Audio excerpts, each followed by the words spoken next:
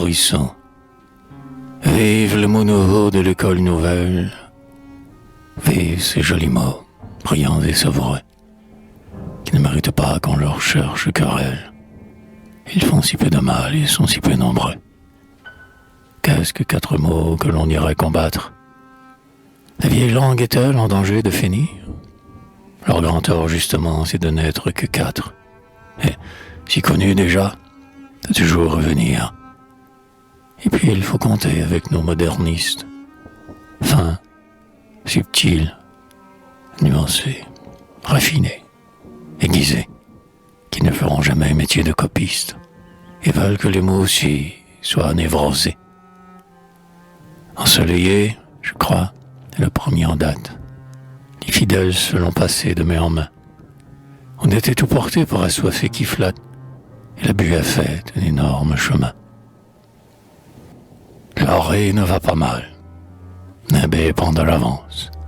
On dit auréolé aussi négligemment. Envolement n'a pas le coup d'aile qu'on pense. On peut se contenter pourtant d'envolement. Troublant, par exemple, satisfait les âmes. Il était attendu dans ce siècle du cœur.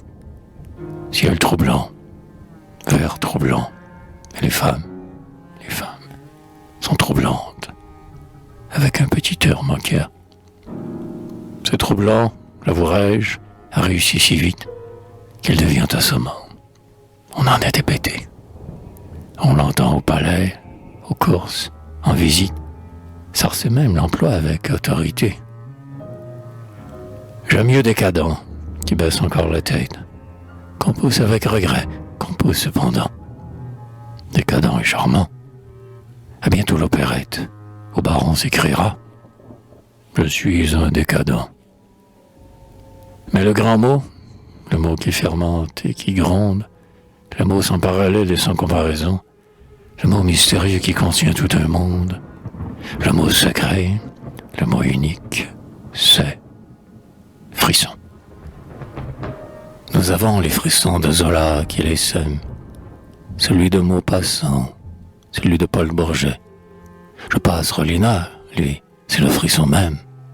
Il ne nous manque plus que le frisson donné.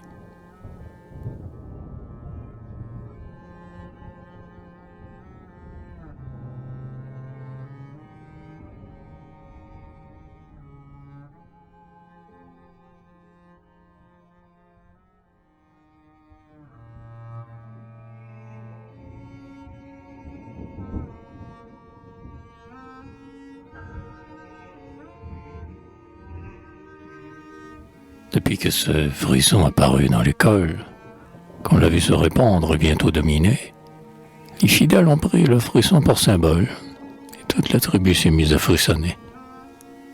On ne croira jamais que des gens ordinaires, qui vivent comme vous et moi, de bons garçons, aimables, bien portants, des mœurs assez légères, passent journellement par autant de frissons. Le matin, en ouvrant les yeux à la lumière, frisson. Pour allumer son feu, nouveau frisson. Frisson, en entendant le pas de sa portière. Et ce sont des frissons à perdre la raison. Assez de son frisson, on prend celui d'un autre. On ouvre Baudelaire en poussant ses tisons. Et l'on se berce alors. On se grise, on se vautre. Dans la collection des modernes frissons. On sort. Et voilà donc ces cités qu'on renomme. Toujours la même brume et le même horizon. Penser comme Pascal, parler comme Prudhomme. Misérable acteur. Frisson, frisson, frisson. Bien léger qu'on a envie et dont on s'embarrasse. Qu'êtes-vous, triste bien, devant notre raison? La beauté n'a qu'une heure, et le frisson n'est passe. Le pouvoir, une erreur. Le génie, un frisson. Mais lorsque vient le soir, quand plus mélancolique, nos psychologues vont chercher la pamoison, prendre des airs d'Hamlet dans les maisons publiques. Ils nous la font encore avec le vieux frisson.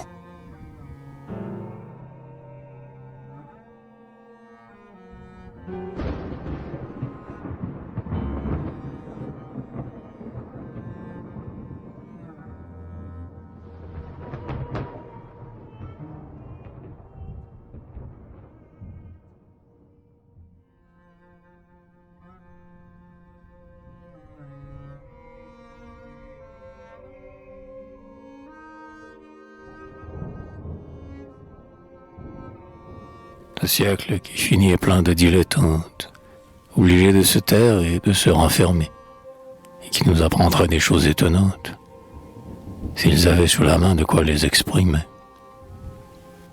Les uns sont beaux, pareils, couronnés, olympiques. Ils rêvent d'un soleil nouveau chaque matin, des amours de dieux jeunes et des palais féeriques qui crouleraient sous l'or, la chair et le satin. Les autres ont cueilli la fleur du parusisme. Ils fêtent Vermina comme on fêtait Cloris. Un bégalant jeté dans le naturalisme. Ils sourient de leur grâce et de leurs vieux iris. Et d'autres, sorbonniers amoureux des mystères, que Descartes a vu s'enfuir avec Vénus, demandent leurs secrets aux ivresses vulgaires. Ils ont les yeux hagards, des voyageurs perdus. Ils portent avec eux l'âcre souci des veuves, l'appel désespéré vers quelques signes naïfs, et pour nous raconter leurs impressions neuves, voudraient des instruments qui n'aient jamais servi. Impassible de droite, impassible de gauche, aimable sélecté qui ne croyait à rien, et qui croyait encore, enfant, à la débauche. Vous vous amusez bien. Vous vous amusez bien.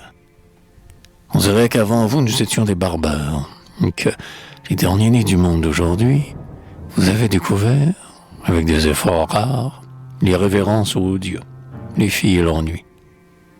Que l'homme jusqu'à vous vivait dans une étable, que personne avant vous n'avait croisé les bras, devant cet univers splendide et misérable, qui promet le bonheur et ne le donne pas.